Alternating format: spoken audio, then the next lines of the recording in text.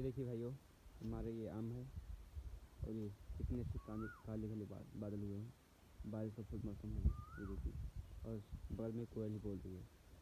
तो इधर आम का पेड़ है और ये नीम का है, ये नीम का है, कटहल का है और सहजन है जो काफ़ी ज़्यादा मतलब हुआ है। और वो कटहल पे है वहाँ पे, मतलब काफ़ी ज़्यादा मेरे यहाँ। तो मेरे सबसे घर के पास की आम ही है।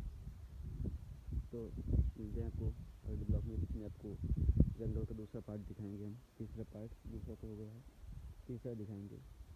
तो चलते हैं अपने जंगल की तरफ।